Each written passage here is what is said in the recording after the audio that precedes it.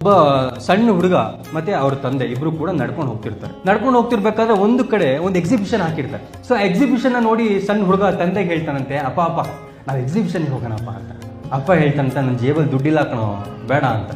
ಹೋಗೋಣಪ್ಪ ಸುಮ್ಮನೆ ನೋಡ್ಕೊಂಬರೋಣ, ಏನು ಕೊಡಿಸ್ಬೇಡ ನೀನು ನನಗೆ, ಸರಿ ಅಂತೇಳಿ ಅವನ್ನ ಕರ್ಕೊಂಡು ಹೋಗ್ತಾರೆ. ಮಕ್ಳು ಕೇಳ್ಬೇಕಾ, ಒಳಗೆ ಎಂಟ್ರ್ ಆದ ತಕ್ಷಣ ಅಪ್ಪ ಅಪ್ಪ ಅಪ್ಪ ಬಾಂಬೆ ಮಿಠಾಯಿ ಕೊಡ್ಸಪ್ಪ, ಅಪ್ಪ ಅಪ್ಪ ಅಪ್ಪ ಶುಗರ್ ಕೇನ್ ಜ್ಯೂಸ್ ಕೊಡ್ಸಪ್ಪ, ಕಬ್ನಲ್ಲಿ ಕೊಡ್ಸಪ್ಪ, ಅಪ್ಪಪ್ಪ ಜೈಂಟ್ ವೀಲಲ್ಲಿ ಕೂರ್ಸಪ್ಪ ಅಂತ ಹೇಳಕ್ ಹಿಡಿತಾರೆ. ಅವರಪ್ಪ ಇಲ್ಲ ಕಣೋ ನನ್ನ ಹತ್ರ ದುಡ್ಡಿಲ್ಲ ಅಂತ ಹೇಳ್ತಿರ್ತಾರೆ. ನೀವು ಕೇಳೋದೇ ಇಲ್ಲ, ಹಠ.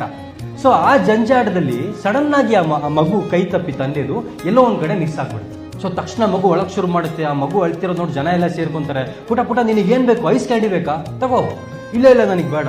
ಬಾಂಬೆ ಮಿಠಾಯಿ ಬೇಕಾ ನಿನಗೆ, ತಗೋ, ಇಲ್ಲ ನನಗೆ ಬೇಡ. ನೀನು ಜೈಂಟ್ ವೀಲಲ್ಲಿ ಕುತ್ಕೊಂತೀಯಾ, ಬಾ ಕರ್ಕೊಂಡು ಹೋಗ್ತೀನಿ, ಇಲ್ಲ ನಿನ್ಗೆ ಬೇಡ.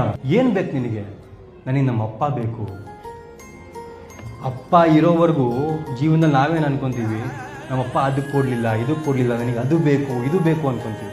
ಅಪ್ಪ ಇಲ್ದಿದ್ದಾಗ ಮಾತ್ರ ಗೊತ್ತಾಗೋದು ಅಪ್ಪನ ಬೆಲೆ ಏನು. ಜೀವನದ ಕಡೆ ಘಟ್ಟಕ್ಕೆ ಬಂದಾಗ ನಮಗೆ ಗೊತ್ತಾಗುತ್ತೆ, ಜೀವನ ಪೂರ್ತಿ ನಮಗೆ ಬೇಕಾಗಿದ್ದ ವಸ್ತುಗಳಲ್ಲ, ನಮ್ಮ ತಂದೆ